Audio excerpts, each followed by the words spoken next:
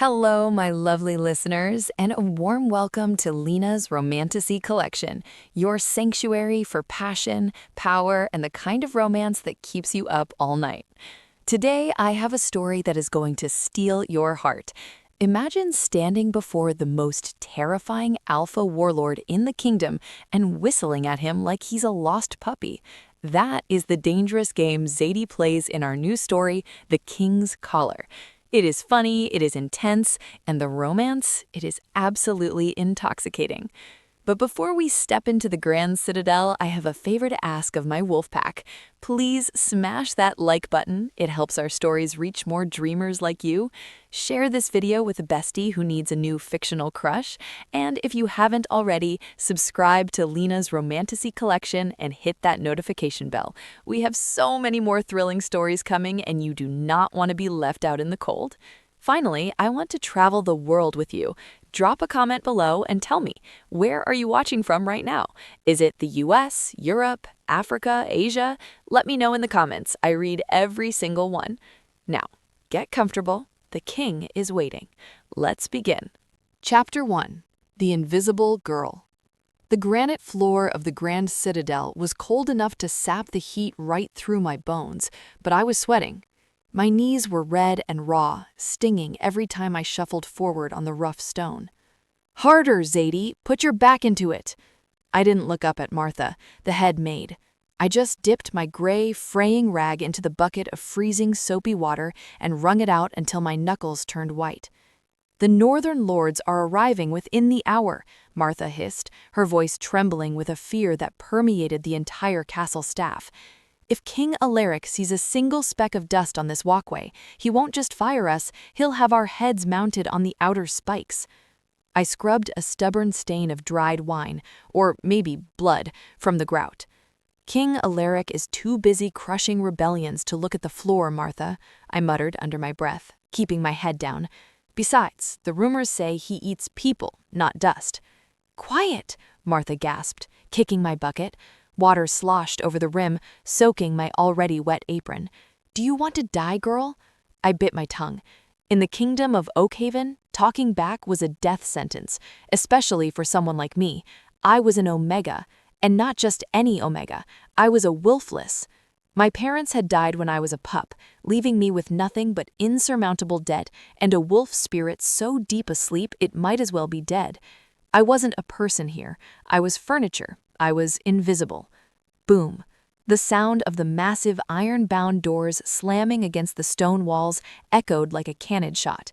A horn blasted, shaking the dust from the high rafters. "They're here," squeaked Martha, her face draining of color. She grabbed the other maids by their collars. "Move! Omega's out of sight, now!" The staff scattered like roaches when a torch is lit. I scrambled backward, dragging my heavy bucket into the shadows behind a massive stone pillar. I wasn't supposed to be here. I was supposed to be hidden away in the scullery, peeling potatoes until my fingers bled. But I needed the extra copper coins this cleaning shift promised. If I didn't pay the pack tax by tomorrow, I'd be thrown out into the winter woods.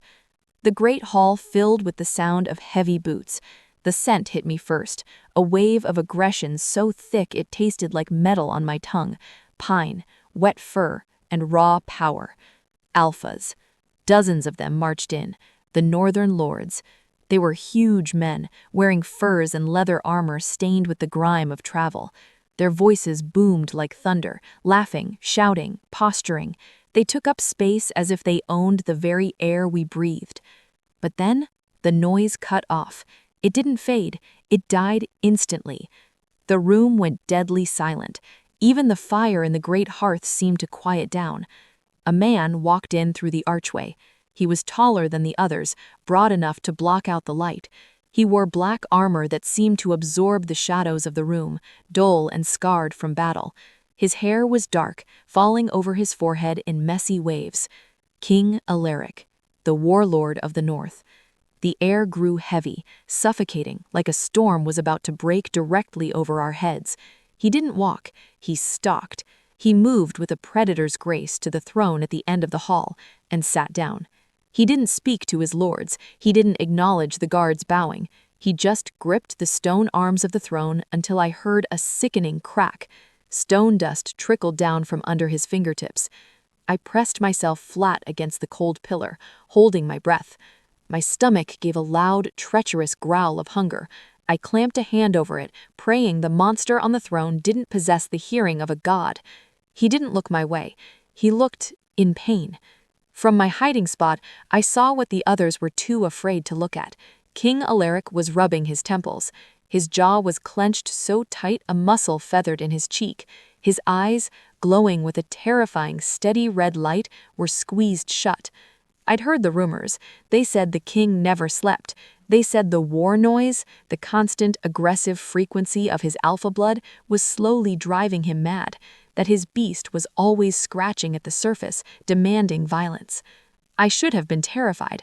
I should have been shaking like Martha, but looking at him, seeing the way his massive hand shook just slightly as he tried to massage the pain away, I didn't feel fear. I felt a strange, tugging sadness. He looked lonely. He looked like a man drowning in a room full of people who were terrified of him. Then, movement caught my eye.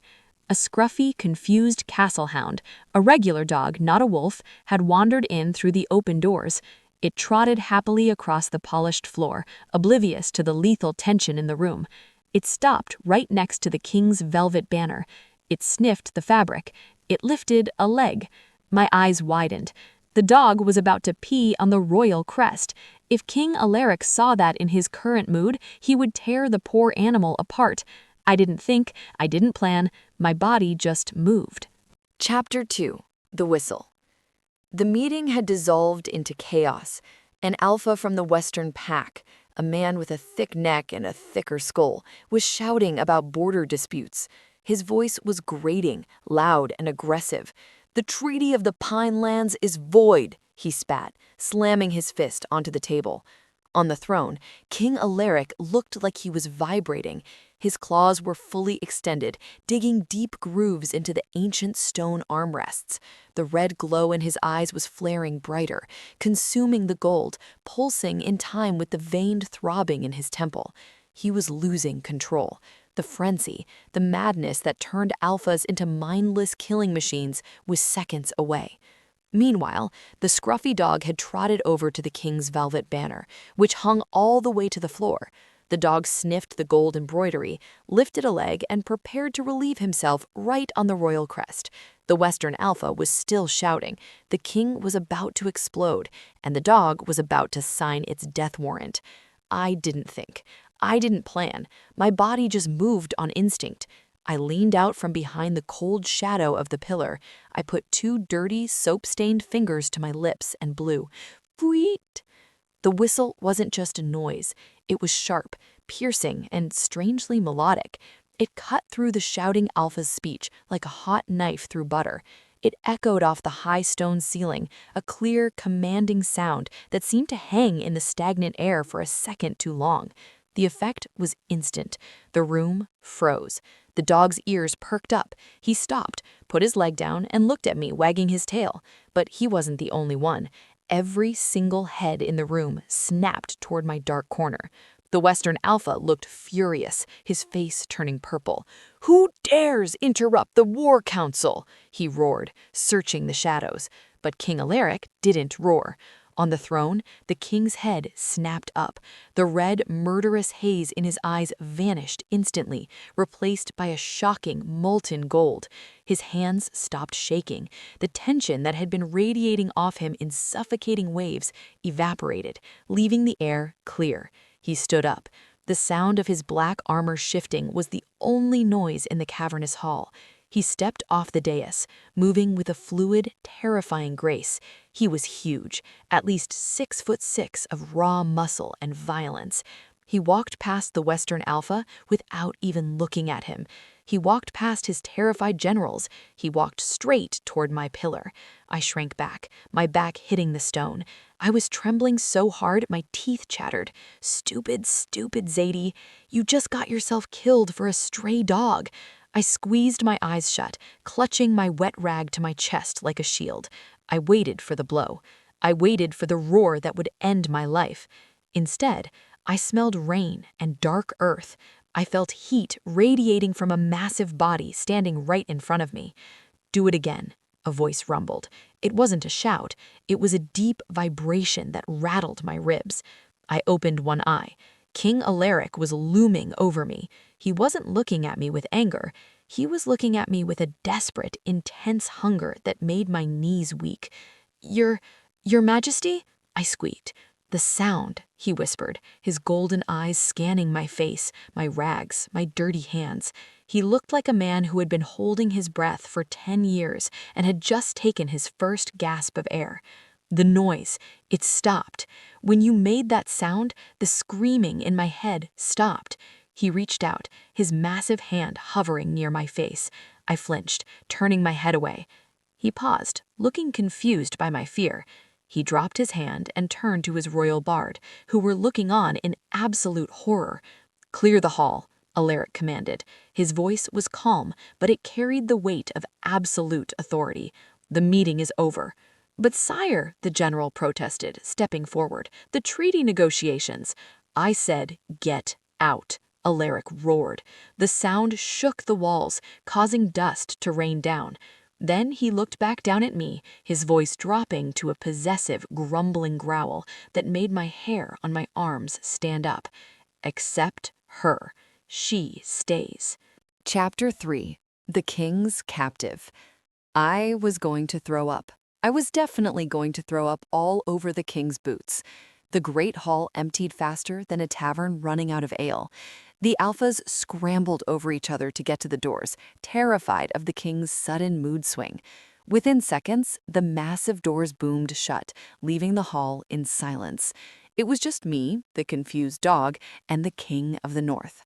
I was pressed against the cold stone pillar, clutching my scrubbing rag like a weapon. "I didn't mean to interrupt, Your Majesty," I stammered, my voice trembling. "The dog, he was going to pee on your banner. I like dogs. Please don't eat me." Alaric tilted his head. He looked like a predator examining a new, strange species of prey. "Eat you?" "Well, everyone says you eat omegas for breakfast when you're angry," I blurted out. Then I froze. "Shut up, Zadie. Shut up. You were talking to the Warlord." To my absolute shock, the corner of his mouth twitched. "I have never eaten an omega. Too many bones." Was he joking? The King of Nightmares had a sense of humor? He took a step closer, crowding my personal space. The heat coming off him was intoxicating. It smelled of power and masculinity. It made my dormant wolf stir deep inside my chest, a sensation I hadn't felt since I was a child. "What is your name?" he asked. "Zadie, sire. I'm just a cleaner. I'm nobody." "Zadie." He tested the name on his tongue, his voice rough and deep. "You are not nobody. You are the silence." "The what?" He didn't explain.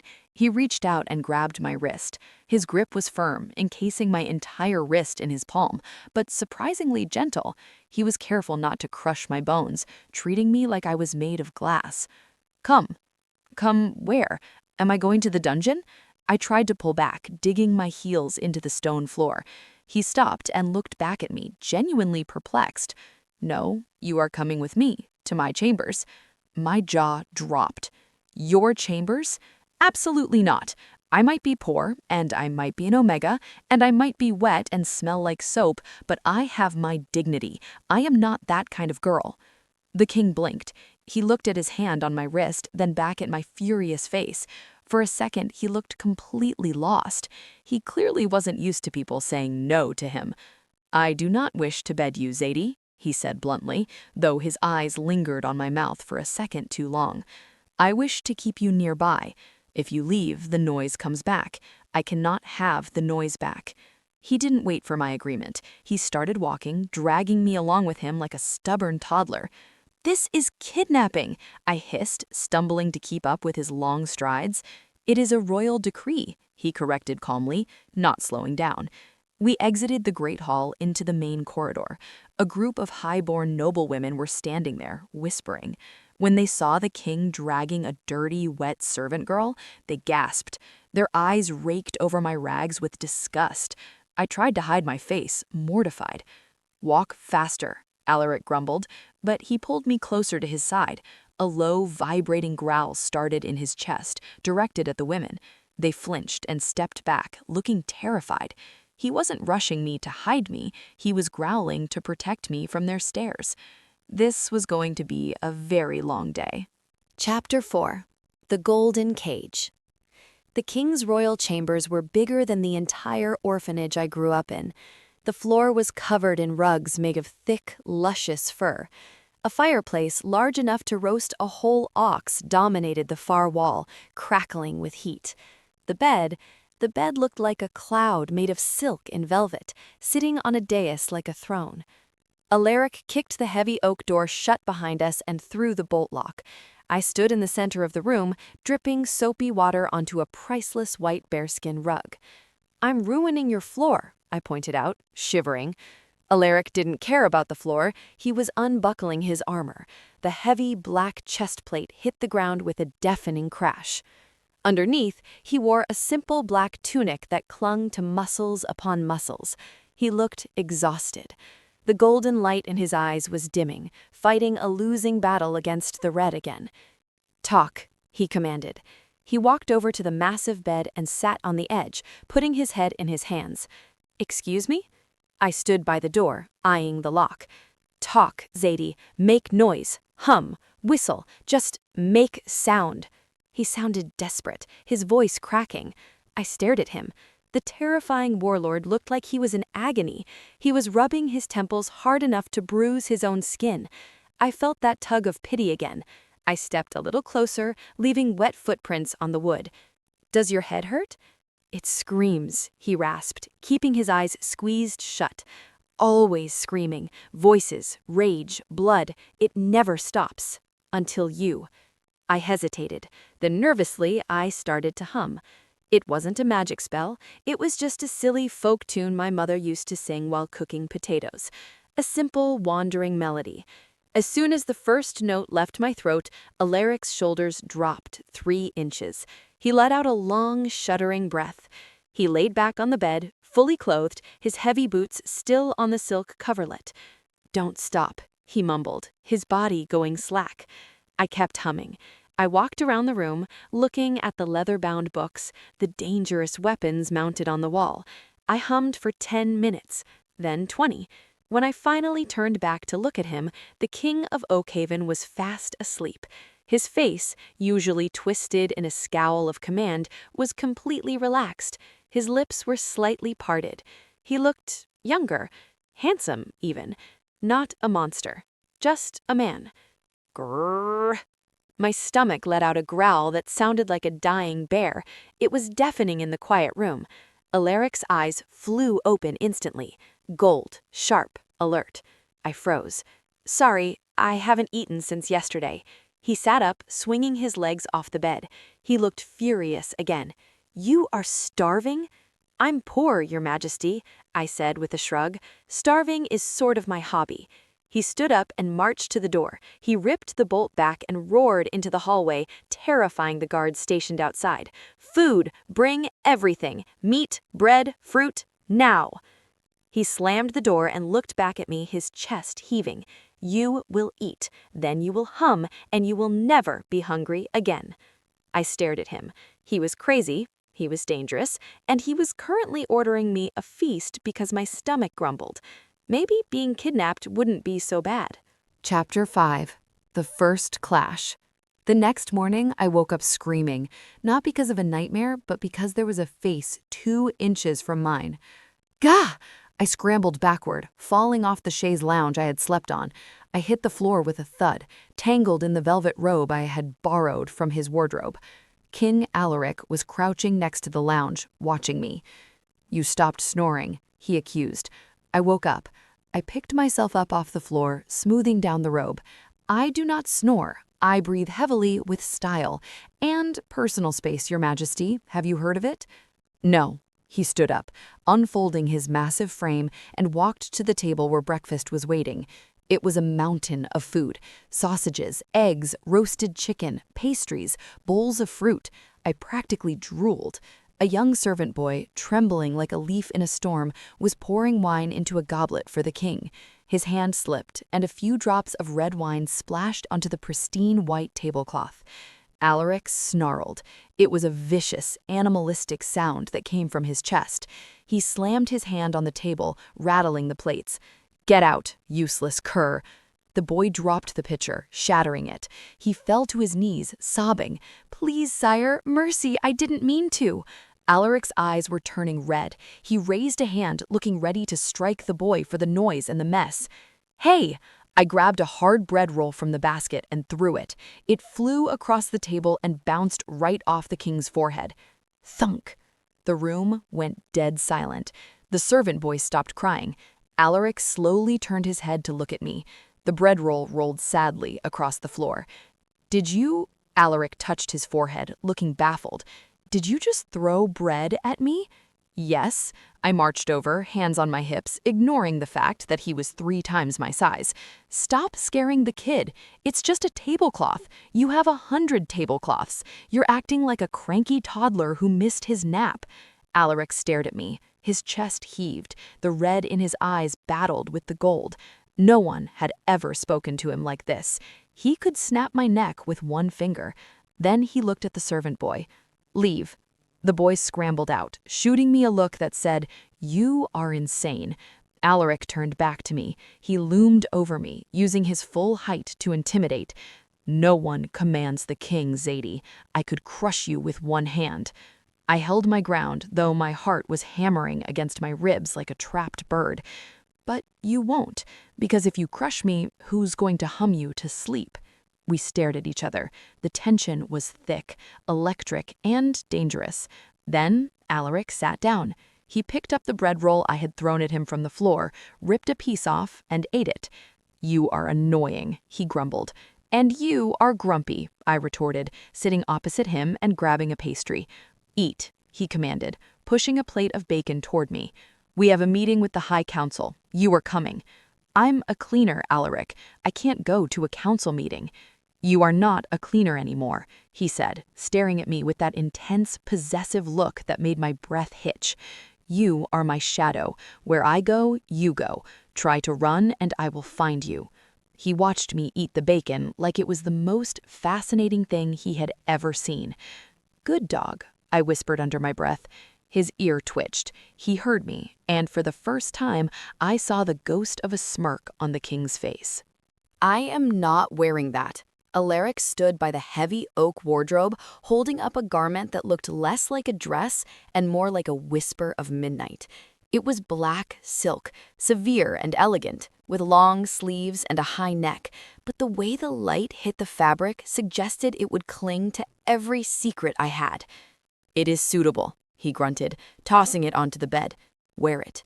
"Suitable for what? A funeral for my reputation?"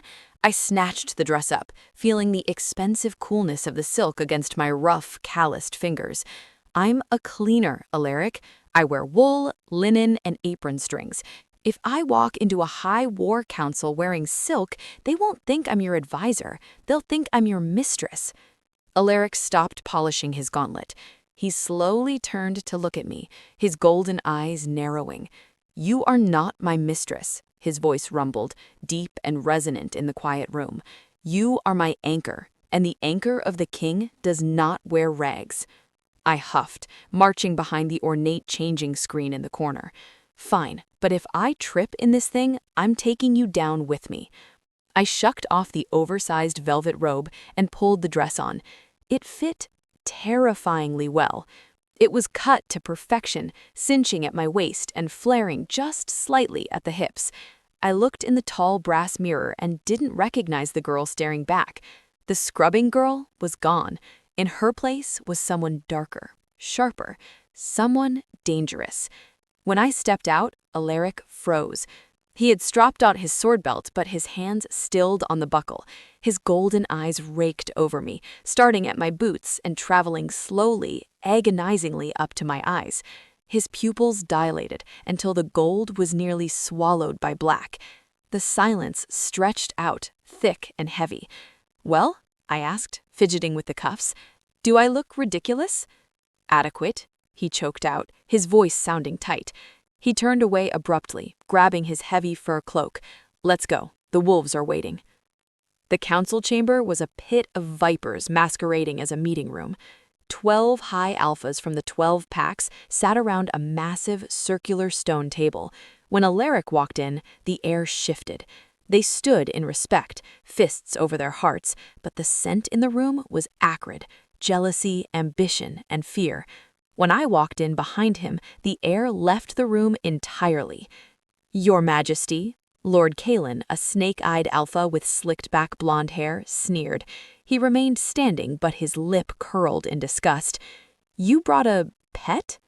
Alaric didn't sit on his throne immediately. He walked to the chair directly to the right of it, the seat of the hand. He kicked it out from the table with his boot. "Sit, Zadie." I froze. The entire table was staring at me. To sit there was to claim a rank equal to a general.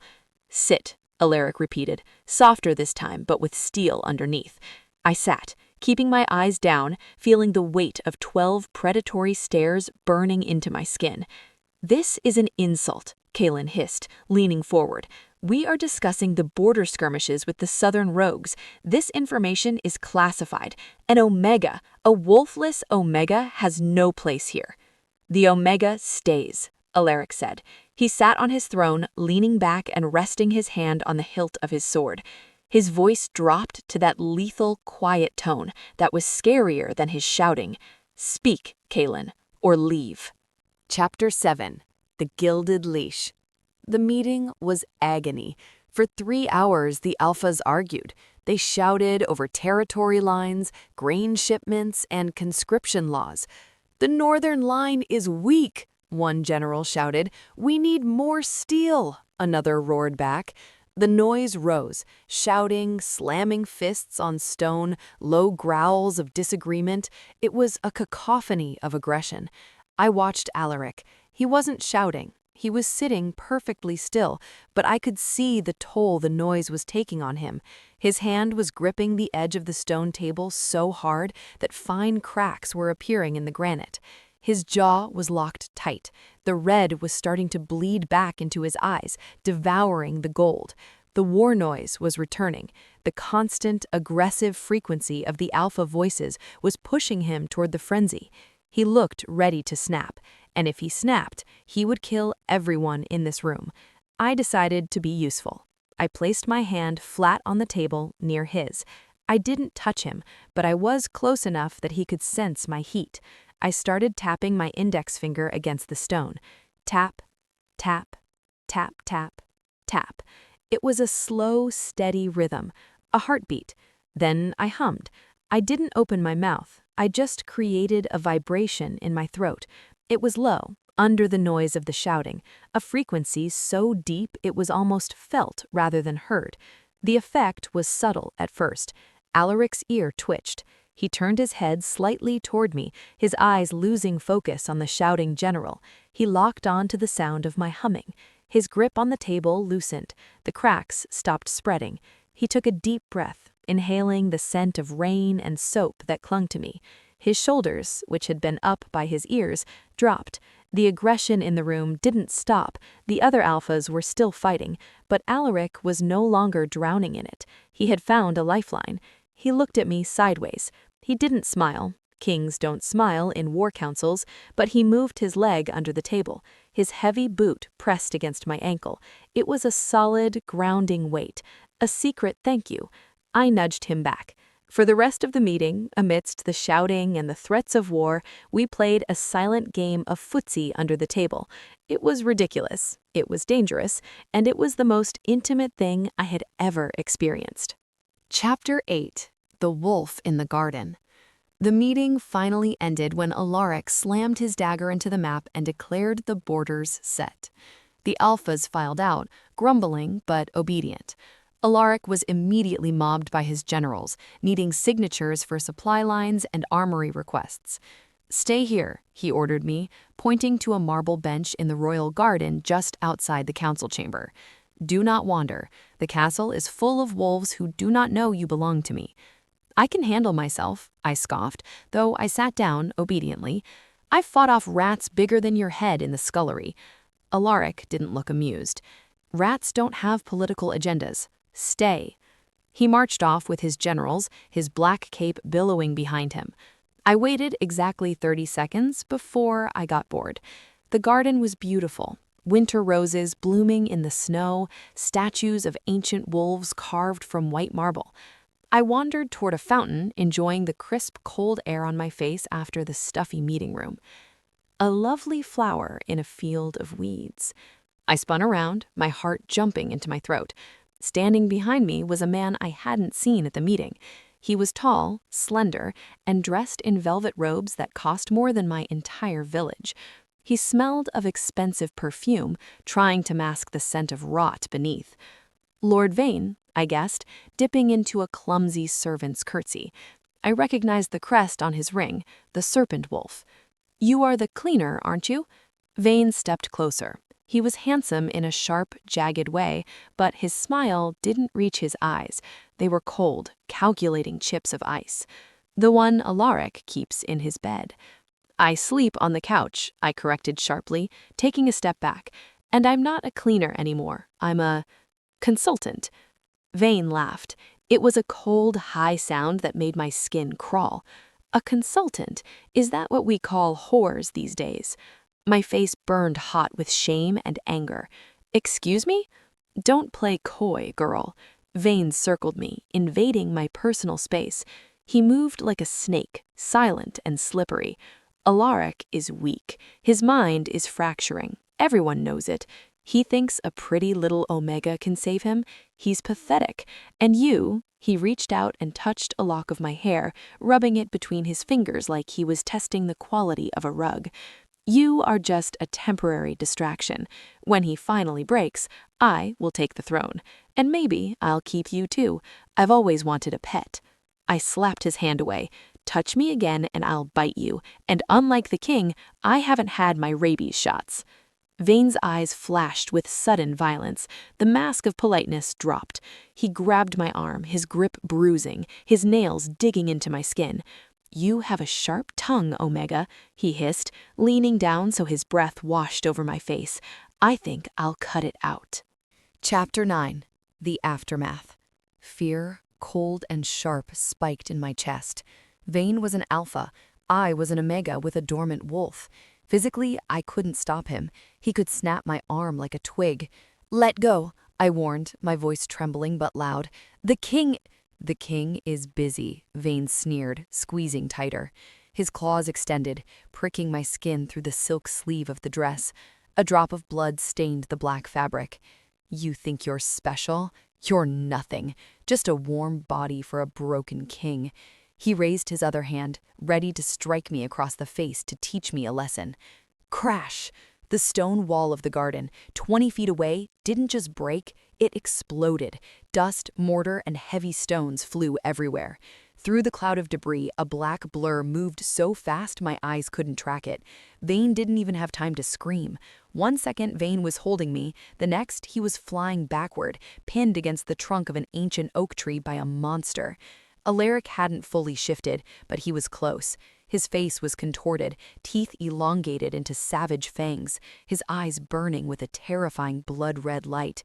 He held Vane off the ground by his throat, feet kicking helplessly in the air. "You touched her," Alaric roared. The sound wasn't human. It shook the last leaves off the trees. Vane clawed at Alaric's arm, gasping for air, his face turning purple. "Alaric!" I screamed, running toward them. "Alaric, stop! You'll kill him!" "He dies," Alaric snarled, tightening his grip. There was a sickening crack. Vane's windpipe was crushing. "Alaric, look at me!" I grabbed Alaric's bicep. His muscles were hard as iron, trembling with lethal rage. The heat radiating off him burned my palms. "Look at me!" He didn't look. He was lost in the frenzy. He was going to rip Vane's head off right here in the garden. I did the only thing I could think of. I pressed my forehead against his arm and started to hum. Not a song, just a low, resonant note that vibrated through my chest and into his skin. The effect was instantaneous. Alaric froze. The growl died in his throat. He blinked, the red slowly bleeding out to reveal confused, panicked gold. He looked down at me, pressing against his arm. Then he looked at Vane, who was limp in his hand. Alaric dropped him. Vane crumpled to the grass, coughing, retching, and clutching his throat. Alaric didn't even look at the fallen lord. He turned to me, grabbing my shoulders. His eyes were frantic, scanning me for injuries. He saw the spot of blood on my sleeve where Vane's claws had pricked me. "He hurt you," Alaric whispered, his voice broken. "He bled you." "I'm fine," I whispered, shaking from the adrenaline. "Alaric, he walked through a wall." "He touched you," Alaric repeated, pulling me into his chest and burying his face in my hair. He was shaking. "He touched what is mine.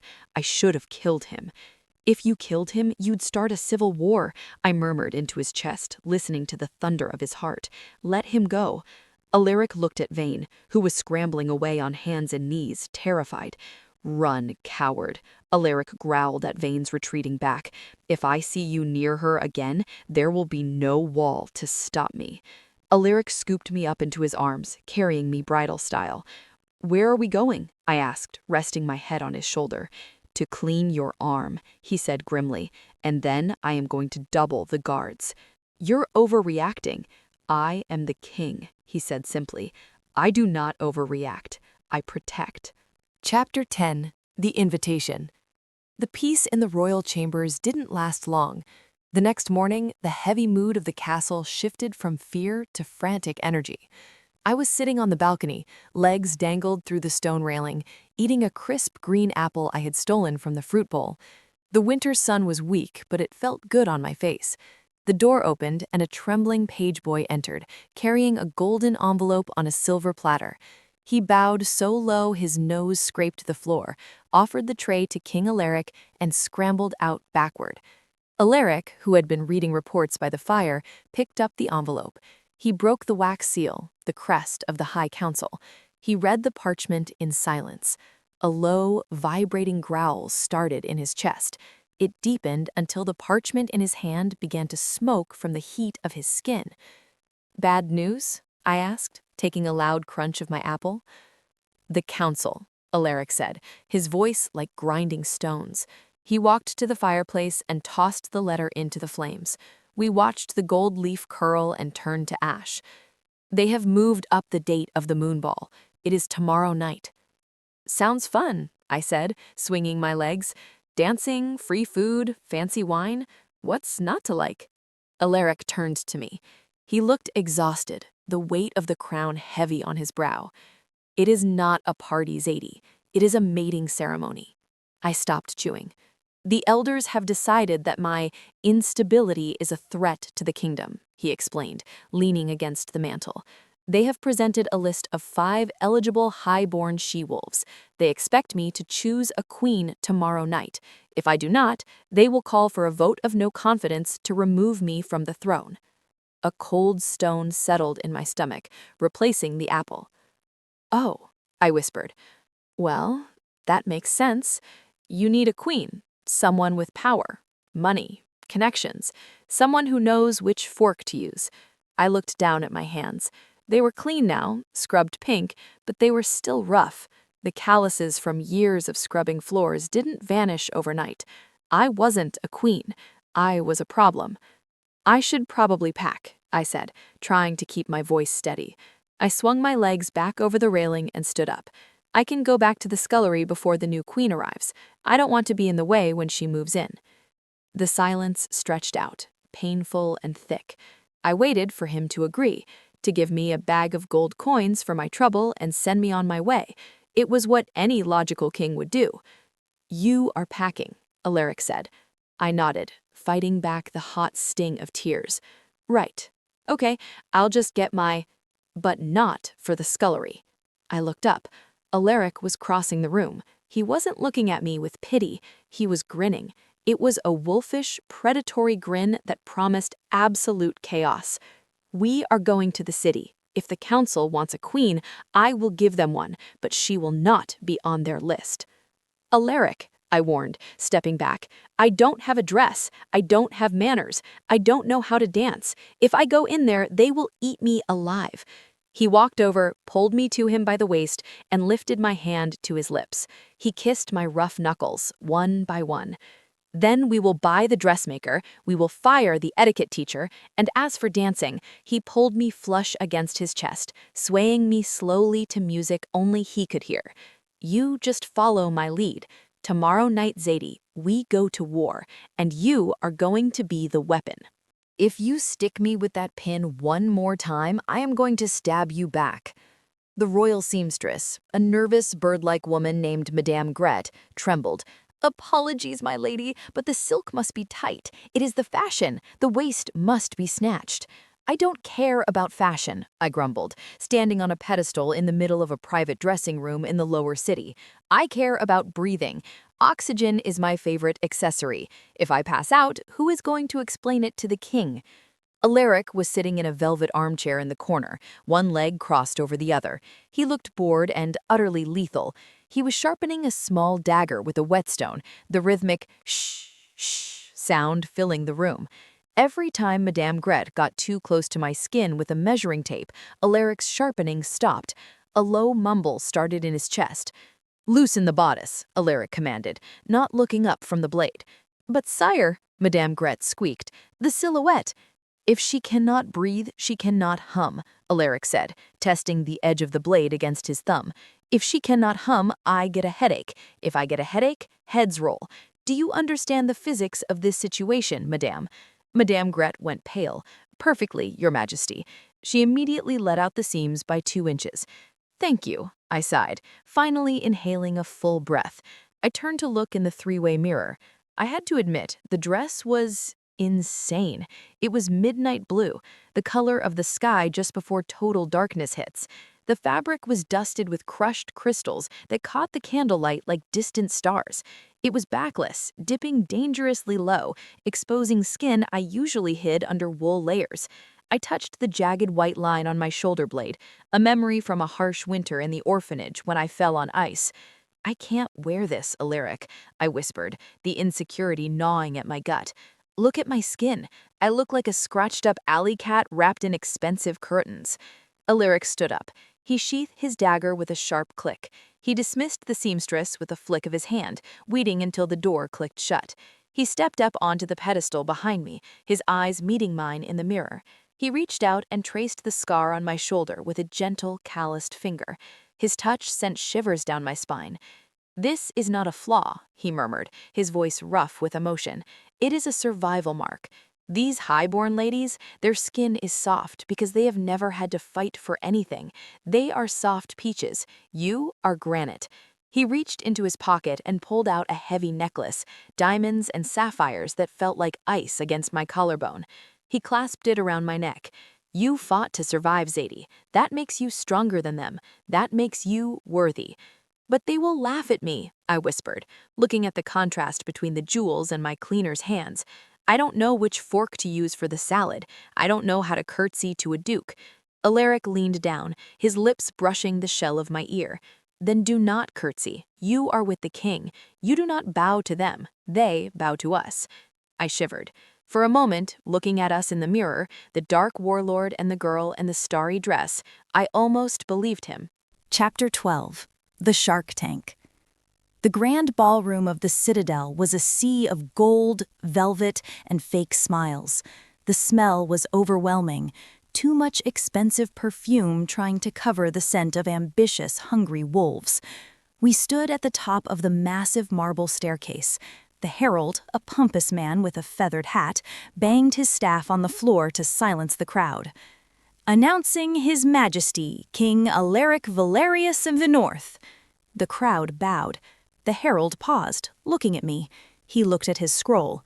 My name wasn't there. He looked at Alaric, sweating. "And his companion," the herald faltered. He didn't know how to introduce me. "Lady Zadie," Alaric corrected loudly. His voice didn't need a shout. It boomed over the orchestra, commanding attention. We began to descend the stairs. Every eye was on us. I could hear the whispers rising like steam. They were distinct, sharp, and cruel. "Is that the cleaner?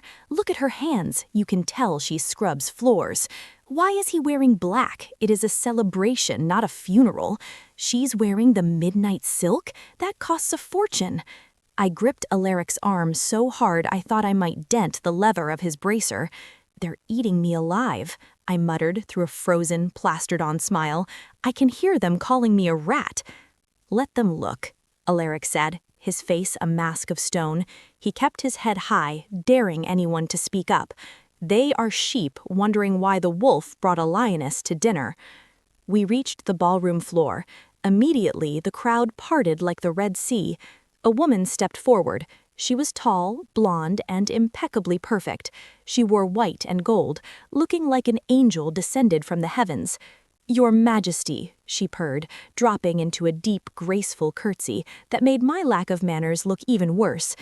"I am Lady Ilara of the Sunburst Pack. My father, Elder Marcus, has told me so much about you." She ignored me completely. To her, I was furniture. I was a coat rack standing next to the king. "Ilara," Alaric acknowledged with a curt nod. "Move." Ilara blinked, her perfect smile faltering for a fraction of a second.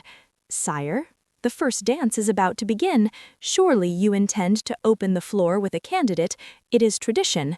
She held out her gloved hand, expecting him to take it. Alaric looked at her hand. Then he looked at me. "I intend to dance with the woman I came with," he said flatly. He stepped around Lady Ilara, dragging me with him. The gasp that went through the room was audible. "Oh my God," I hissed as we walked away. "You just rejected the prettiest girl in the room. Her father is going to poison your wine. Did you see his face? He turned purple." "Let him try," Alaric grunted. "She smells like lavender and desperation. I prefer the smell of rain." He pulled me into the center of the floor. The orchestra raised their bows. Chapter 13. The Waltz of Silence. "I don't know how to waltz," I panicked, freezing up as he put his large hand on my waist. "Alaric, I'm going to step on your feet. I'm going to trip you and we're going to fall and it's going to be a national tragedy." 1, 2, 3. Just follow my feet," Alaric instructed, ignoring my panic. "And look at me. Nowhere else. Just me." He began to move. For a man of his size, a man built for war, not ballrooms, he moved with terrifying grace. He swept me across the floor, spinning me until the faces of the angry crowd blurred into streaks of gold and red color.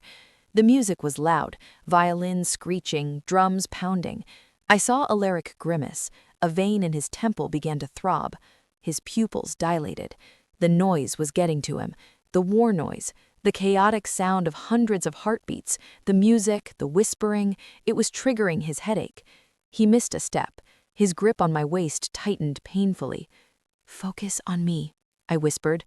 I lifted my hand from his shoulder and moved it to his chest, right over his lapel. I started to tap the rhythm. 1, 2, 3. 1, 2, 3. And then, softly, barely audible over the swelling orchestra, I hummed the melody. Alaric's eyes, which had been darting around the room looking for threats, locked onto mine. The gold in his irises swirled, pushing back the encroaching red. "There it is," he breathed, his voice rough. The silence. We weren't just dancing anymore. We were floating in our own private bubble. The rest of the room disappeared. It was just the heat of his hand, the smell of his skin, and the sound of my humming keeping his demons at bay.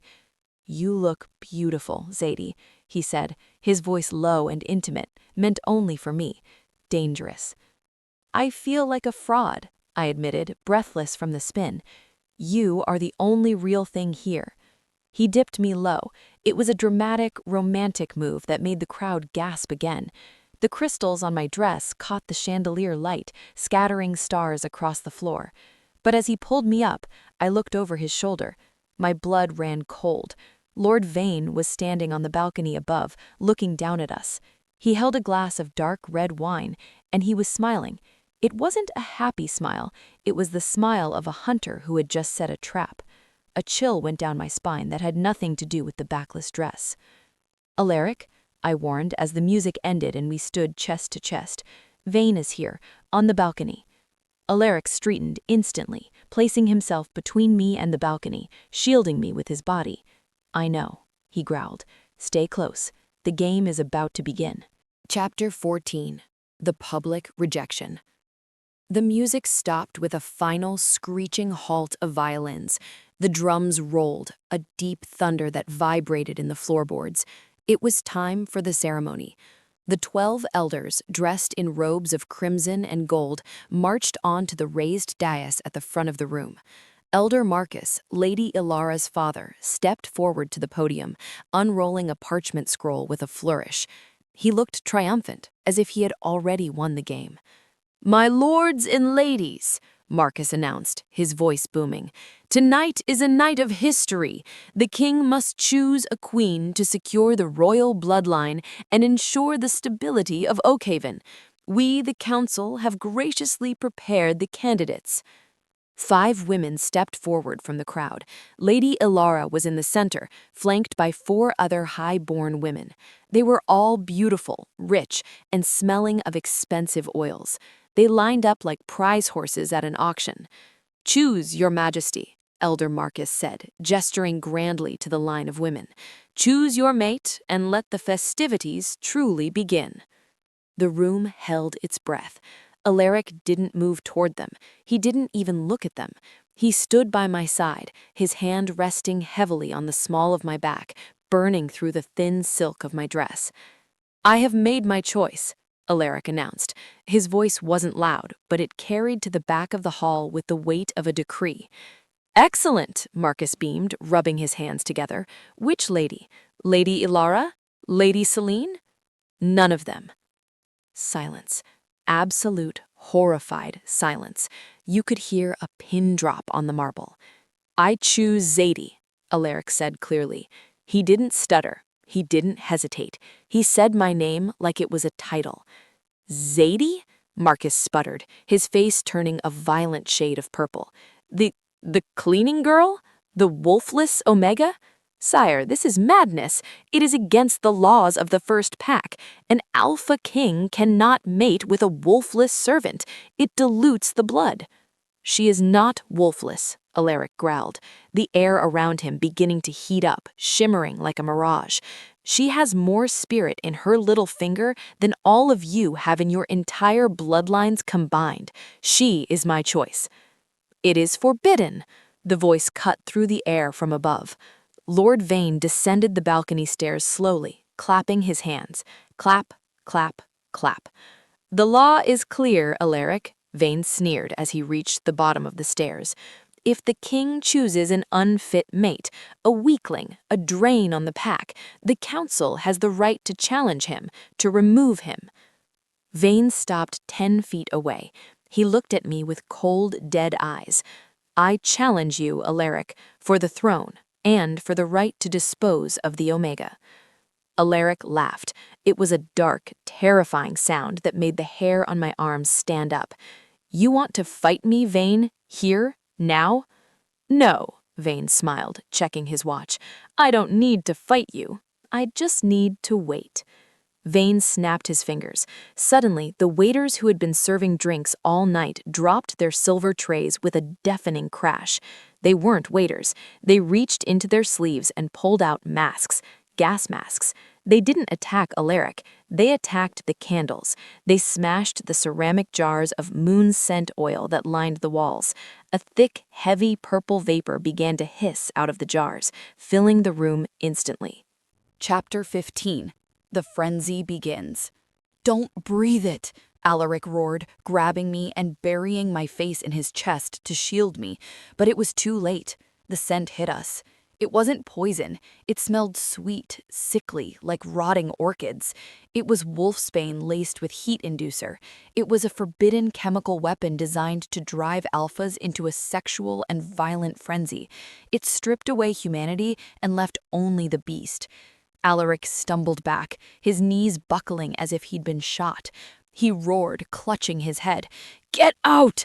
Everyone, get out!" The ballroom erupted into chaos. Nobles were screaming, trampling each other to get to the doors. The drug was affecting the other alphas too. Growls erupted. Fights broke out instantly as instincts took over. But Alaric had taken the biggest dose because he was standing right next to the main vent. His head snapped up, his eyes turned blood red instantly. His skin burned hot enough to radiate heat through his tunic. He looked down at me, and for a second, he didn't recognize me. He didn't see Zadie. He saw prey. He saw something to break. "Alaric!" I cried, grabbing his arms to hold him up. "Alaric, it's me! It's Zadie! Listen to my voice!" I tried to hum to soothe him, but the smoke made me cough. I couldn't get the sound out. "Run," Alaric choked out. He shoved me away hard. I stumbled back in my heels. "Run, Zadie! I can't hold it back." His fingernails lengthened into obsidian claws. His bones cracked audibly as his body tried to force a shift. Vane stood on the other side of the room, wearing a mask, safe from the gas. "Let the beast out, Alaric," Vane laughed, his voice muffled. "Kill the girl. Show them what a monster you really are. Tear her apart." I looked at the heavy oak doors. I could run. I could save myself. I looked at Alaric. He was on his knees, clawing at the marble floor, fighting the drug with everything he had to keep from hurting me. He was screaming in agony. "I'm not leaving you," I gritted out.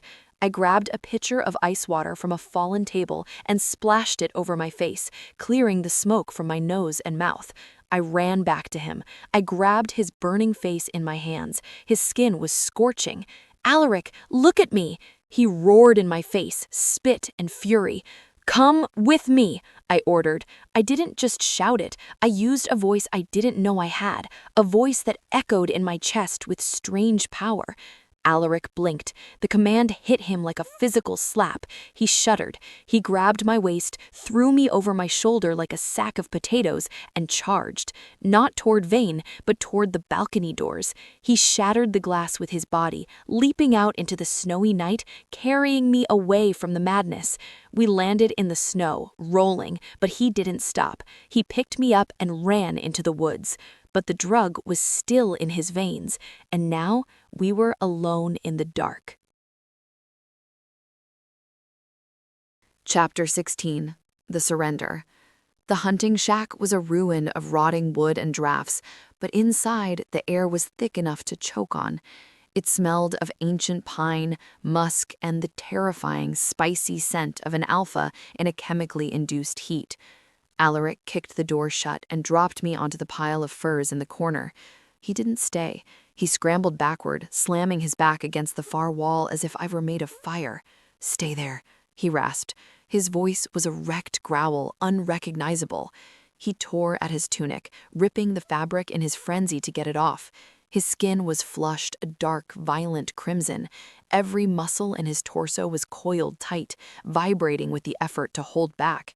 The drug Vane had used was tearing through his blood, demanding he claim, mark, and ruin. "Alaric," I whispered, the sound of his name tasting heavy on my tongue. "Do not speak to me," he snarled, squeezing his eyes shut. He dug his claws into the wooden beams, splintering the timber. "Do not look at me. If you come closer, I cannot stop. I will break you." I looked at him. The warlord, the king. He was trembling. He wasn't afraid of the drug. He was afraid of hurting me. My heart slammed against my ribs, not in fear, but in a sudden, blinding realization. This man had walked through walls for me. He had chosen me over a kingdom. I stood up. The cold air bit at my skin through the ruined back of my gown, but inside I was burning. "You told me to run," I said, my voice steady, cutting through the heavy air. I didn't. Alaric's head snapped up. His eyes were glowing so bright they illuminated the shadows, 2 pools of molten gold consumed by a ring of lust-drunk red. "Zadie, please, the beast, it wants to devour you." "I'm not afraid of the beast," I said softly, taking a step, then another. I walked across the small room. He looked like he wanted to bolt out the door into the snow, but my scent anchored him. He was frozen, chest heaving, watching me approach like I was his salvation and his damnation wrapped in one. I stopped inches from him. The heat radiating off his body was like a furnace. I reached out and placed my palm flat against his chest, right over his heart. It was hammering a frantic, violent rhythm against my hand. "You are not a monster, Alaric," I murmured, sliding my hand up to cup his jaw, forcing him to look at me. "You are my king, and I am done with you holding back." The restraint snapped. He let out a guttural roar, a sound of pure, starving need. He grabbed my waist, his large hands nearly spanning it, and hauled me against him. His mouth crashed onto mine. It wasn't a kiss, it was a collision. He devoured me, his tongue sweeping into my mouth, tasting me, claiming me. He tasted of wild mint and smoke. I moaned, the sound vibrating into his mouth, and he growled in response, lifting me off my feet. I wrapped my legs around his waist as he carried me back to the furs. He didn't drop me, he followed me down, his heavy weight pressing me into the pelts, shielding me from the cold. Mine, he panted against my neck, his nose inhaling my scent deeply. You smell like home. You smell like mine. Show me, I challenged, arcing up into him. His hands were everywhere, worshipping, rough, desperate. He tore the remains of my dress away, leaving me bare to his gaze. He looked at me with such raw, terrifying adoration that I felt like I was burning under it. When he finally joined our bodies, it was an explosion of sensation. He filled every empty space in my soul. It was too much, and yet not enough. The friction was electric, every movement sending sparks of pleasure shooting through my nerves. Alaric moved with a rhythm that was ancient and primal, driving into me, taking everything I had to give. I dug my nails into his shoulders, anchoring myself as the world spun away. "Look at me, Zadie," he commanded, his voice a broken prayer. I opened my eyes. He was watching me, sweat dripping from his brow, his expression open and vulnerable. "I love you," he groaned, the words torn from his chest. "I have loved you since the moment you whistled." The pleasure crested, crashing over us like a tidal wave. As I cried out his name, I felt a sharp, possessive pain on the curve of my neck. Alaric bit down. It wasn't an act of violence. It was the seal.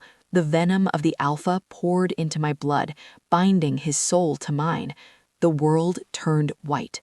The pleasure shattered into something new. Power. I felt a door in my mind kick open. I felt him. I felt his love, his fear, his soul. I collapsed back onto the furs, gasping, my body trembling in the aftershocks. Alaric slumped over me, burying his face in my hair, his breathing harsh and ragged. "You are mine," he whispered into the silence, the madness of the drug finally quieted by the peace of the bond. "And God's help anyone who tries to take you from me now." Chapter 17. The Mark of the Moon. I woke up to sunlight streaming through the cracks in the roof and a heavy weight draped over my waist. Alaric was asleep, his arm thrown over me like a seatbelt, pinning me to the furs. The fever had broken, his skin was cool to the touch again, smelling faintly of the wood smoke from the dead fire. I lay there for a moment, staring at the dust motes dancing in the air, processing the night. My body ached, but it was a good ache. It hadn't just been sex. It had been magic, literal magic. I felt different. My senses were dialed up to 11. I could hear a squirrel walking on the snow outside, 20 feet away. Crunch, crunch. I could smell the pine sap in the wood walls, sharp and sticky, and most intensely, I could feel him.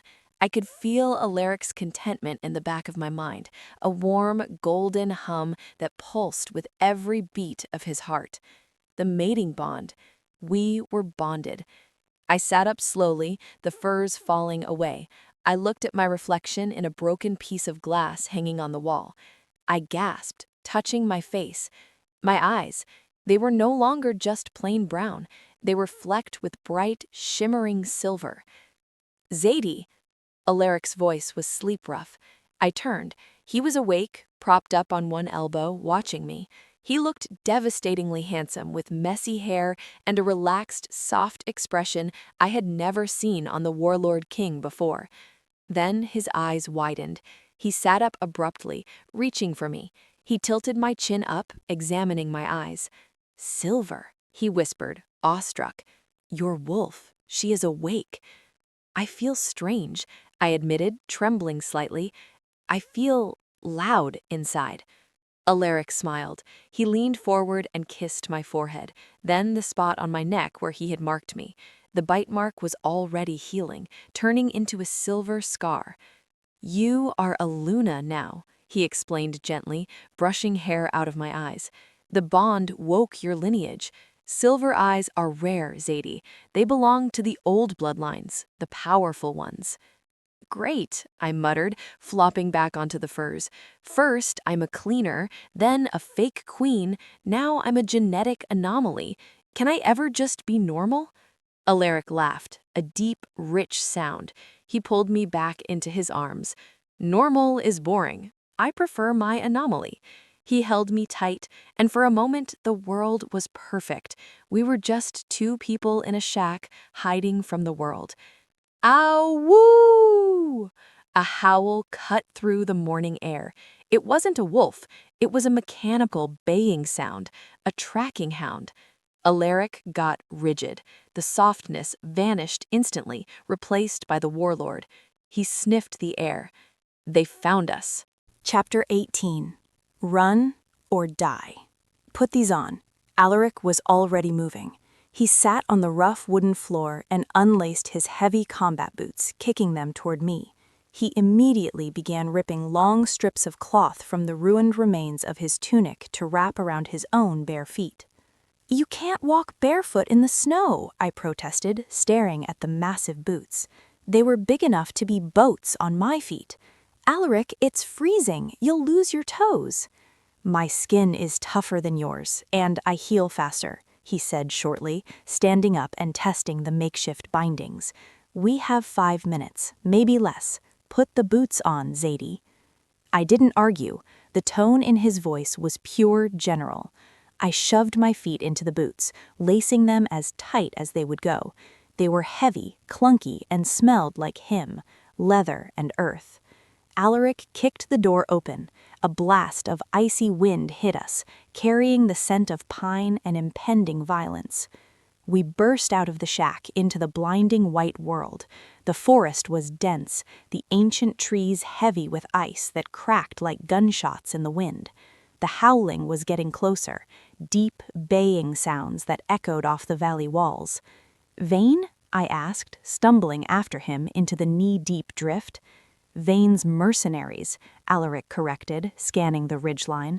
"Vane is too cowardly to hunt in the woods himself. He sends the blood trackers." "Blood trackers? That sounds friendly." "They are wolves who have sold their souls for coin," Alaric explained grimly, grabbing my hand to haul me through a snowbank. "They do not stop until they have a head to bring back. We cannot let them pick up our scent." We ran. Or rather, Alaric ran, and I tried not to die. The snow was treacherous, hiding roots and rocks. My fancy ball gown, the midnight silk, was heavy and wet, the hem dragging behind me like an anchor. "I can't run in this," I panted, tripping over a hidden root and face-planting into the snow. "Alaric, wait!" Alaric didn't hesitate. He stopped, turned back, and pulled me to my feet. He looked at the dress, the beautiful, expensive gown that had made me feel like a queen for 1 hour. "Fashion update," he grunted. He grabbed the heavy velvet skirt at the knee. With a sharp jerk of his alpha strength, he ripped the fabric all the way around. The train fell into the snow, leaving me in a jagged, knee-length dress. "Better," he said. "Move." We scrambled up a steep ridge. My lungs burned like I had inhaled fire. I was city-born. I wasn't built for cross-country sprinting in a blizzard. "Alaric, stop!" I gasped, leaning against a frozen birch tree, black spots dancing in my vision. "I need a second." He stopped instantly, his ears swiveling. "Zadie, they are close. I can smell them. Rotten meat and iron." I closed my eyes, trying to catch my breath. The silence of the woods wrapped around me, and suddenly my new senses kicked in. I heard the crunch of snow. Not near us, below us. "I can hear them," I whispered, my eyes snapping open. 6 of them, 4 on 4 legs, 2 on 2 legs. They're arguing. Alaric looked at me impressed. "Good ears, Luna. But we cannot outrun wolves in deep snow. We have to hide." He looked around frantically. The forest offered little cover. Then he pointed up. There was a narrow fissure in the cliff face halfway up the rock wall, hidden by a curtain of frozen vines. Up there, he pointed. I don't do climbing. Today you do. He grabbed my waist and hoisted me up to the first handhold. Climb, Zadie, or be eaten. Chapter 19. The Silent Game. We scrambled into the small cave just as the first gray wolf burst through the tree line below us. The cave wasn't really a cave. It was a shallow indent in the rock, barely deep enough for 2 people. We huddled in the back, pressed together for warmth. Alaric pulled me between his legs, his back against the cold stone, shielding my body with his own. He placed his large hand over my mouth, his eyes locking onto mine. Silence. Below us, the blood trackers slowed down. The wolves shifted back into human forms, rough, scarred men wearing patchwork armor. The scent ends here, a gruff voice growled, echoing up the cliff face. The snow masked it. They can't be far, another voice spat. The king is drugged. The girl is weak. Keep looking. Lord Vane promised double the gold if we bring him the girl's tongue. I shuddered. Alaric felt it. His body went rigid, tense as a bowstring. A low vibration started in his chest, a growl building. If they found us, he would fight, but he was weaponless, armorless, and still recovering from the chemical crash. I moved my hand to his chest, right over the growl. I started to tap a rhythm with my fingers. Tap, tap, tap. He looked down at me. I couldn't hum, they would hear, but the rhythm seemed to ground him. It reminded him of the dance, of the quiet. His eyes, which had started to flash dangerous red, settled back to steady gold. We waited for hours. The sun began to dip below the horizon. The temperature plummeted. The cold seeped into my bones, making my teeth chatter against Alaric's hand.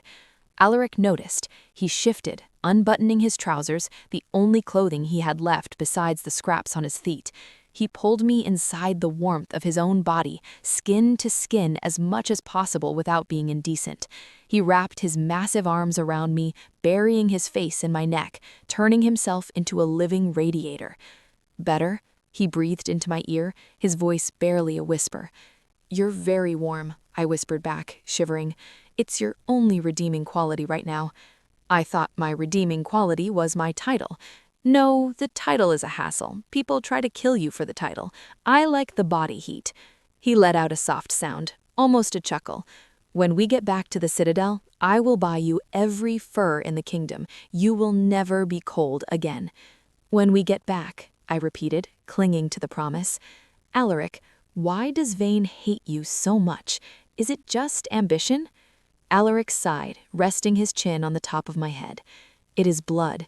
Vane believes in the pure line. He thinks kings should only mate with other high-ranking alphas to breed super soldiers. He thinks love is a weakness. I have never agreed. My father was a tyrant who married for power. He was miserable. I wanted to be different. So picking a cleaner was a political statement? I teased lightly. No, he said seriously, tightening his hold on me. Picking you was the only selfish thing I have ever done. I did not do it for politics. I did it because for the first time in my life, I wanted to be happy. My heart squeezed. I buried my face in his neck, breathing in his scent. We're going to make it, Alaric. I promise. Chapter 20. The Arrow. We moved out at dusk.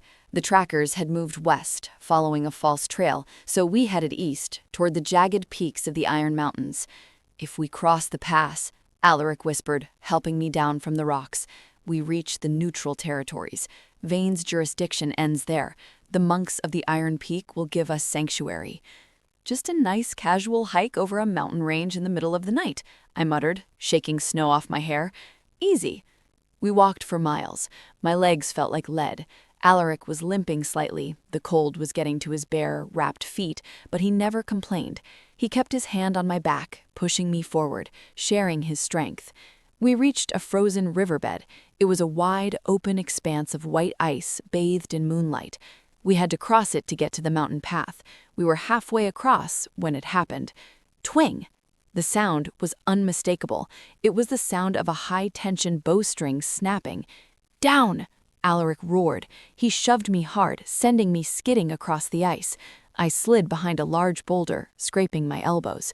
In the same second, a sickening thud echoed through the valley. A black shaft slammed into Alaric's left shoulder.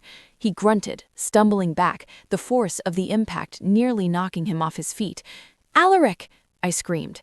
3 figures emerged from the tree line on the other side of the river. Mercenaries. They wore white camouflage and held heavy crossbows loaded with black iron bolts. Alaric didn't fall. He roared, a sound of pure defiance that shook the snow from the trees. He reached up and snapped the arrow shaft off, leaving the head in his shoulder. He charged them. It was a blur of violence. Alaric was injured, exhausted, and half-naked, but he was still the Warlord King. He reached the first mercenary before the man could reload. Alaric threw him across the frozen river like a rag doll. He ducked under a sword swing from the second mercenary and knocked him out with a single bone-crushing punch. But the third mercenary, the leader, didn't engage Alaric. He stepped back and aimed his crossbow, not at Alaric, at me. Alaric saw it. He turned, his eyes wide with horror. "No!" He threw himself in front of me just as the trigger clicked. The second arrow hit him. This one didn't hit his shoulder. It hit him in the thigh, deep, piercing the heavy muscle. Alaric collapsed, his leg giving out under him. He hit the ice hard, sliding to a stop at my feet. The mercenary laughed, reloading his crossbow with terrifying slowness.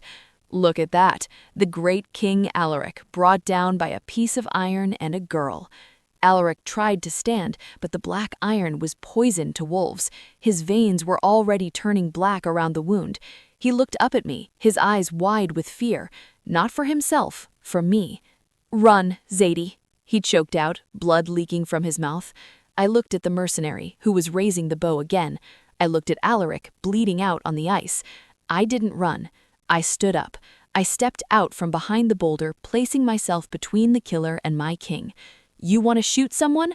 I shouted, my voice trembling but loud. "Shoot me!" The mercenary grinned, leveling the weapon at my chest. "Happily, little bitch." He aimed right at my heart. Chapter 21. The Sonic Boom. The mercenary's finger tightened on the trigger. I saw the muscles in his forearm flex. I saw the deadly glint of the black iron tip aimed at my chest. Time seemed to slow down. I could see the snowflakes hanging in the air. I knew I was going to die. But in that split second, I didn't feel fear. I felt rage. Rage that this greasy hired gun was going to kill me. Rage that Alaric was bleeding on the ice behind me. Rage that the world thought I was nothing but a scrubbing girl who should have stayed in the kitchen. I opened my mouth to scream, but it wasn't a scream. It was a sound that tore from the bottom of my soul. It was a high-pitched, vibrating frequency that felt like a physical object leaving my throat. It wasn't just noise, it was force. Screech! The air in front of me rippled like heat waves on hot pavement. The sound was deafening, a sonic boom that blasted forward in a concentrated cone. The crossbow bolt fired, but as it hit that wall of sound, the iron shaft didn't just stop, it shattered. It disintegrated into black dust mid-air, 10 inches from my nose. The mercenary screamed, dropping the crossbow and clutching his ears. Blood poured from his nose and eyes. "My ears! Make it stop!" The sound wave didn't stop at the arrow. It hit the mercenary like a sledgehammer. It threw him backward 10 feet, lifting him off the ground. He hit a pine tree with a sickening crunch and slumped into the snow, twitching, knocked unconscious by the sheer pressure of the noise. Silence crashed back down onto the frozen river. My throat burned like I had swallowed fire. I fell to my knees, gasping for air, clutching my chest. The world was spinning. "Zadie!" I turned. Alaric was staring at me.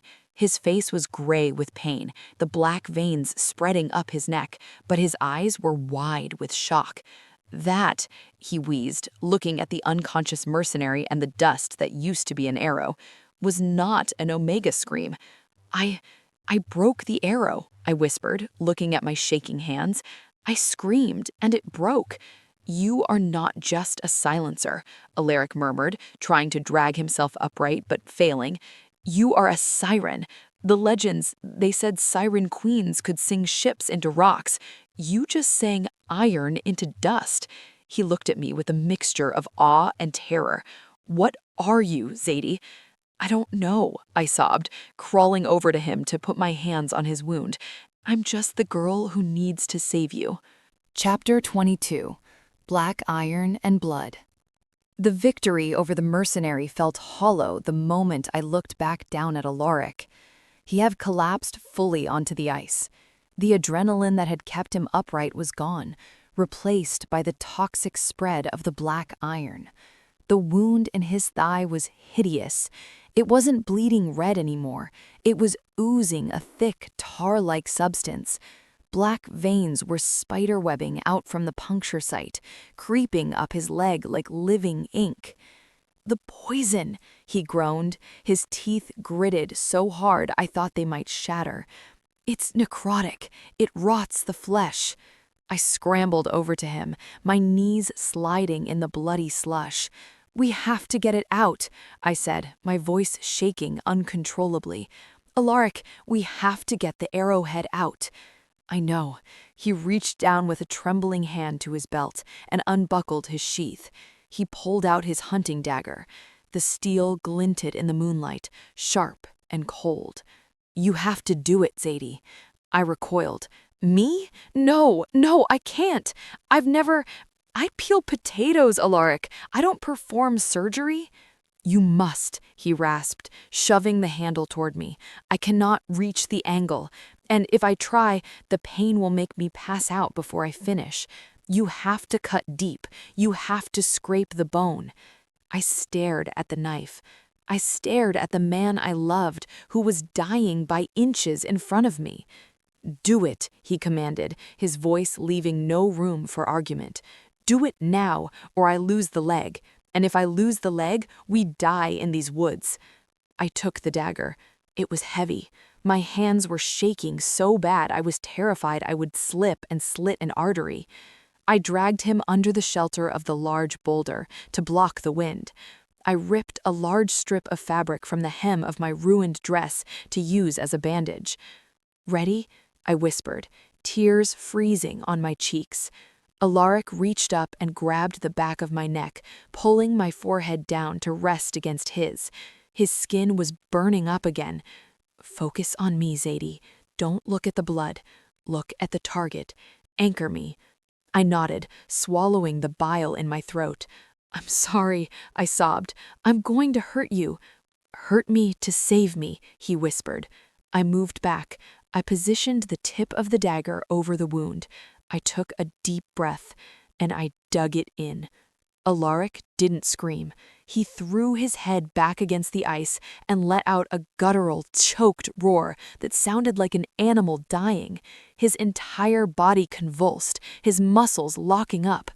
"Keep going," he gasped through clenched teeth. I had to dig deep. The arrowhead was barbed. I could feel the metal scraping against his femur. The sound, metal on bone, was a vibration that traveled up my arm and made me want to scream.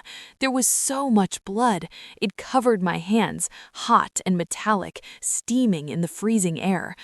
"Almost got it," I gritted out, twisting the blade. With a sickening squelch, the black iron tip popped loose. I immediately pressed the wad of velvet fabric into the gaping wound, leaning my entire body weight onto it to staunch the bleeding. Alaric was panting, his chest heaving rapidly. His eyes were rolling back in his head. "Stay with me," I commanded, using a hint of that strange, resonant voice. "Alaric, you don't dare sleep." He blinked, focusing on me hazily. A weak, delirious smile touched his lips. "Bossy," he whispered. "I love it when you're bossy." Then his eyes slid shut, and he went limp beneath my hands. Chapter 23. The Siren's Lullaby. Night fully descended, turning the world into a frozen tomb. I couldn't move him. He was too heavy and the wound was too fresh, so I built a shelter around us.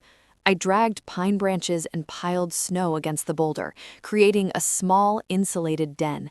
I started a tiny fire using the flint from his pocket and some dry moss, praying the smoke wouldn't give us away in the dark. Inside the den, it was cramped, but the heat from the fire and our bodies trapped in the small space kept us from freezing. But Alaric was fading. The black iron poison was fighting his immune system. Even with the arrow out, the toxicity remained. He was burning up with a fever that terrified me. He was thrashing in his sleep, muttering delirium. "Mother, close the gate," he whimpered, flinching away from an invisible enemy. "Don't let them in." It broke my heart. The Warlord King, the monster who terrified nations, was just a traumatized boy in a man's body, reliving the horrors of his past. I curled up around him, skin to skin, trying to share my heat. I stroked his sweat-damp hair. "Please," I whispered to the universe, "please don't take him. I just got him." I didn't know what else to do, so I started to hum. This time, I didn't just hum a tune to distract him. I reached for that strange power I had felt on the river, the power that had shattered the arrow. But instead of pushing it out as a weapon, I pulled it in. I imagined the sound was a golden thread, a needle stitching him back together. I sang a lullaby. It was a sad, ancient song I didn't remember learning. It felt like it was written in my DNA. "Sleep, my wolf, the shadows flee. The moon watches over thee." As I sang, the air in the snow den began to shimmer. A soft, silver light emanated from my skin, casting long shadows on the rock walls. The light flowed like water, pooling around Alaric's leg. I watched in amazement. The angry black lines on his thigh stopped spreading. Then, slowly, they began to recede. The blackened flesh turned gray, then angry red, then healthy pink. The wound began to knit together, cells regenerating at supernatural speed. It drained me. I felt my own energy sapping away, my limbs growing heavy, my vision blurring, but I didn't stop. I sang until my voice cracked. I sang until I had nothing left to give. When I finally stopped, silence filled the den. Alaric took a deep breath. A healthy breath. He opened his eyes. They weren't feverish anymore.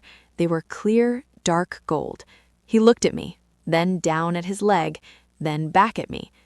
"You healed me," he said softly. He reached up and traced the line of my jaw with his thumb. "Your voice, it is not just a weapon, it is life." "I thought I lost you," I admitted, my voice a croak. Tears finally spilled over. "You will never lose me," he promised, pulling me down onto his chest. "Even if I die, Zadie, I will claw my way out of hell to get back to you." He kissed me, slow, tender, and full of gratitude. For the first time in days, we slept without fear. Chapter 24. The Trap.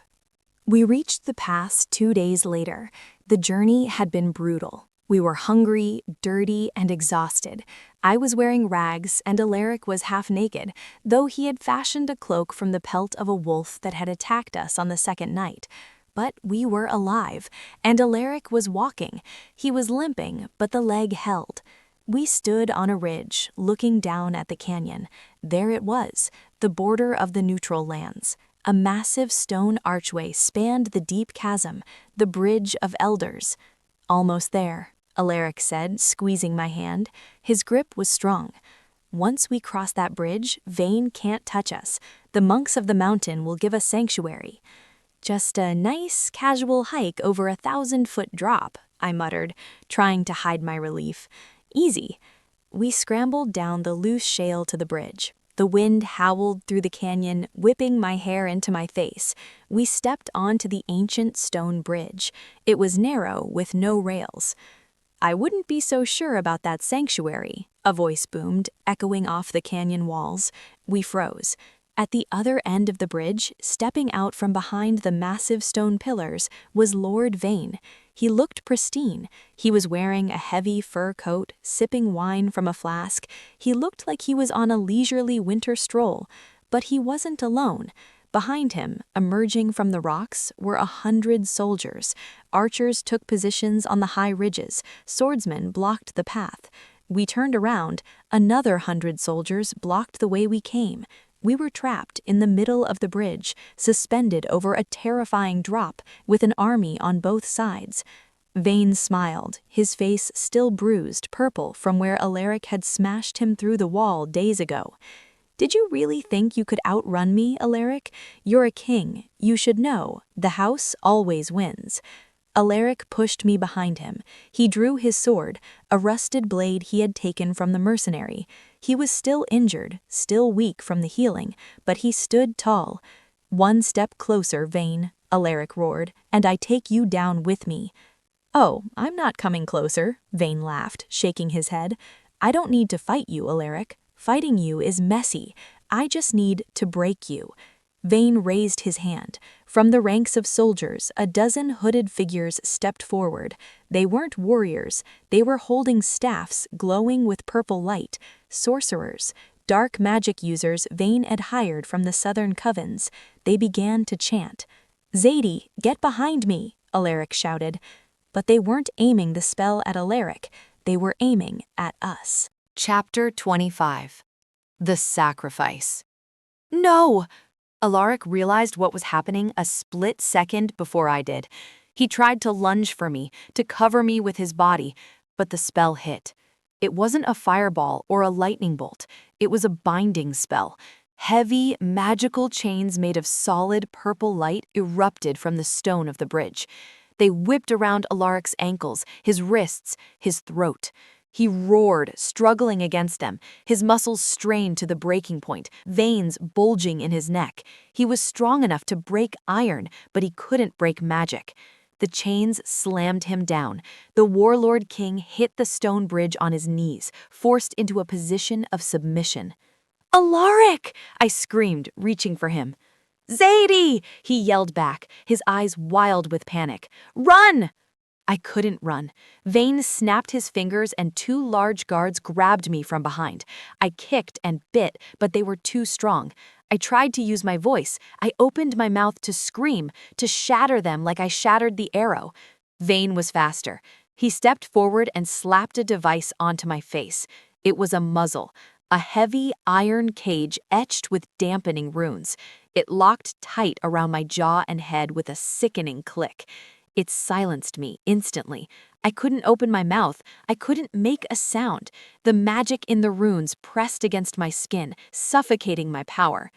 "We know about her little trick now," Vane sneered, walking over to tap the metal muzzle with his finger. "No more singing, little bird. You're done." The guards dragged me away from Alaric. "Let her go!" Alaric bellowed, thrashing against the magic chains. He pulled so hard the stone beneath him cracked. "Take me! Kill me! Let her go!" Vane walked over to Alaric. He grabbed Alaric's hair and yanked his head back, forcing him to look. "Look at her, Alaric," Vane whispered. "Say goodbye." Alaric looked at me. He was on his knees, bound, helpless. Tears, actual tears, were streaming down his face. "Zadie, I'm sorry. I'm so sorry." "I'm not going to kill you, Alaric," Vane said loudly, so his army could hear. "I'm going to take her to the capital. I'm going to put her on the execution block at dawn. And if you want to save her, you'll have to come and face my entire army alone." Vane leaned closer to the king's ear. "And when you do, you will go feral, and the whole world will see the monster king lose his mind. They will beg me to kill you." Vane stood up and signaled his men. The guards dragged me off the bridge toward a waiting iron cage on a wagon. I looked back one last time. Alaric was still on his knees in the snow, bound by glowing chains, roaring my name until his voice broke. He looked shattered. They threw me into the cage. The darkness took me. Chapter 26. The Execution of Silence. The capital square was packed. It felt like the entire kingdom had gathered in the gray, suffocating light of dawn. Thousands of wolves, commoners, nobles, soldiers, stood shoulder to shoulder, their breath misting in the freezing air. I was dragged up the rough wooden steps of the execution platform. The heavy iron muzzle was still locked tight around my face, the metal biting into my jawbone, tasting of rust and old magic. I couldn't speak. I couldn't scream. I could only breathe through my nose in shallow, panicked gasps. Lord Vane stood at the podium, looking regal in stolen crimson robes. He raised his arms, soaking in the attention like a lizard sunning on a rock. "Behold," Vane shouted, his voice amplified by a wind spell, "the king's weakness. This thing, this cleaning rat, bewitched our king. She used dark, foreign magic to confuse him, to make him weak, to turn him against his own pack." The crowd murmured. It was a low, ugly sound. Some looked angry, believing the lie, but many looked confused. They remembered Alaric as a warlord, not a weakling. "Today we cleanse the throne." Vane pulled a massive executioner's sword from a jeweled sheath. The steel sang as it cleared the leather. "And when the king arrives to save her, you will see him for what he truly is, a rabid dog that needs to be put down." He turned to me. His eyes were void of anything human. He kicked the back of my knees hard. I crumpled, falling forward. My cheek hit the rough, blood-stained wood of the execution block. I stared out at the massive iron gates of the city, my heart hammering against the stone floor. "Don't come," I prayed silently, the words echoing in my skull. "Alaric, please stay away. It's a trap. They will kill you." But I felt him. The ground began to vibrate. Dust danced on the wooden planks of the stage, inches from my eyes. Thump, thump, thump. It wasn't a drum. It was footsteps. Heavy, angry footsteps that shook the earth. The city gates didn't open. They exploded. Twisted iron bars flew through the air like shrapnel. Stone masonry shattered into dust. Through the cloud of debris, a lone figure walked in. Alaric. He wore no armor, he held no weapon. He was stripped to the waist, covered in dried blood and fresh mud. His skin was glowing with pulsating black veins. He had embraced the corruption of the black iron. He wasn't fighting the poison anymore, he was using it to fuel his rage. "Vane!" Alaric's voice wasn't human. It was the sound of tectonic plates shifting. It cracked the paving stones of the square. "Get away from her!" Vane laughed, though I saw his hand tremble on the sword hilt. He signaled his archers on the walls. "Fire!" 500 arrows rained down on the king, a black cloud of death. Alaric didn't dodge, he didn't run, he just roared. A visible shockwave of pure alpha power, red and violent, blasted out from his body. It hit the arrows in mid-air, knocking them aside like toys. He didn't stop walking. He was death incarnate, coming for his soul. Chapter 27. The Monster King.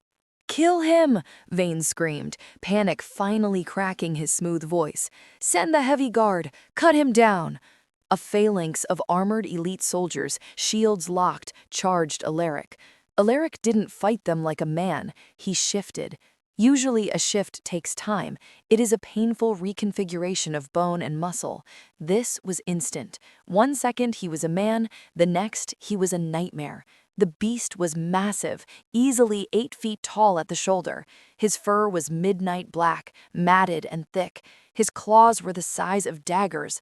But his eyes were solid, glowing red. There was no gold left, no humanity, no Alaric. He was the ancient warlord, the world eater. The beast plowed into the soldiers. Bodies flew like rag dolls. Metal shields crunched like paper. He tore through the army like a hurricane, leaving a trail of broken bodies. He wasn't stopping to kill. He was just clearing the path to me. The crowd screamed and stampeded, realizing too late that they were locked in a cage with a monster. Vane stood on the platform, trembling. He raised the heavy executioner's sword over my neck. I'll kill her right now." The beast looked up. He saw the blade. He saw me. With a roar that shattered windows 3 streets away, the beast leaped. He cleared 30 feet in a single gravity-defying bound, landing on the platform with a crash that shook the timbers. Vane swung the sword in a panic. The beast caught the blade in one bare paw. The steel snapped like a twig. Vane screamed as the beast lunged. It was over in a second.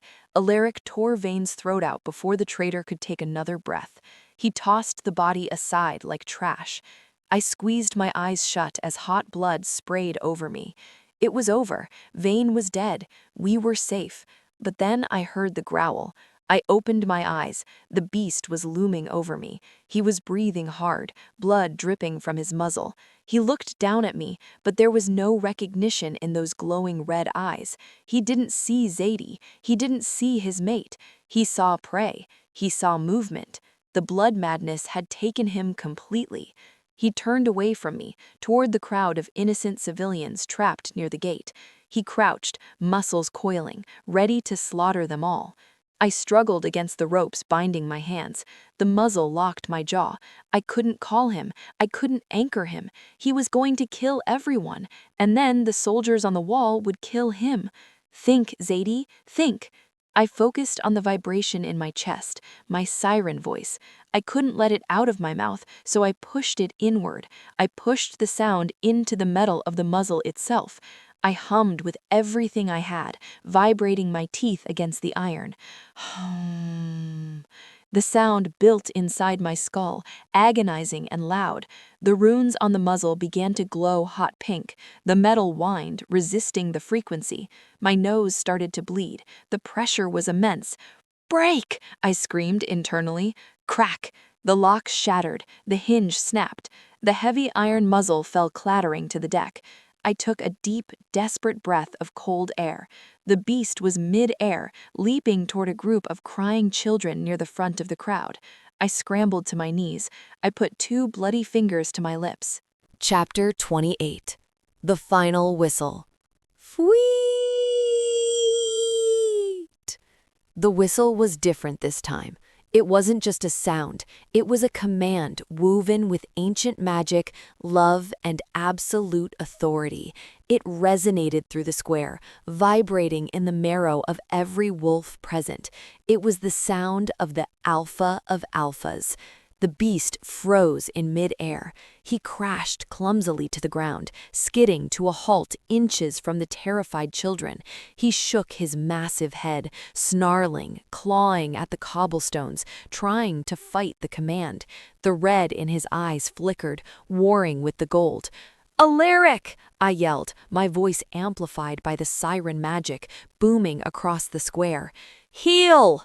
The beast whipped his massive head around. He looked at me, standing on the platform, blood on my face, ropes hanging from my wrists, looking like a queen of the damned. He growled, a low, menacing rumble, and stepped toward me aggressively.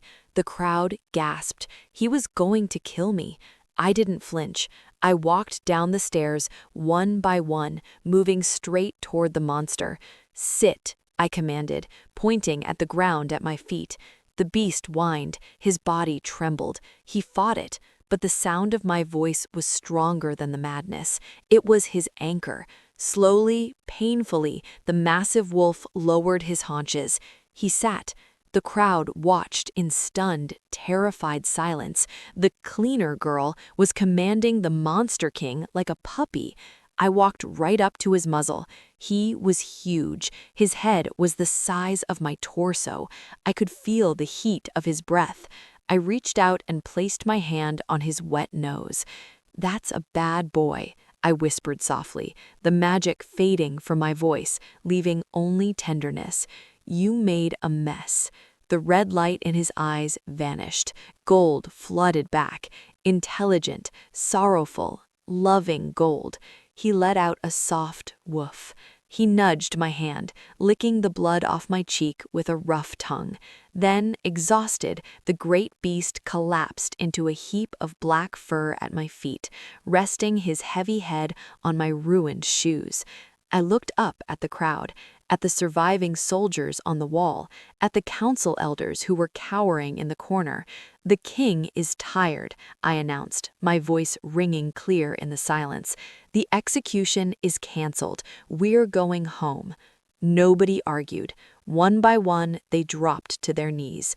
Not for him, For me. Epilogue, 6 months later. The sunlight streamed into the newly renovated council chamber, warming the polished oak table.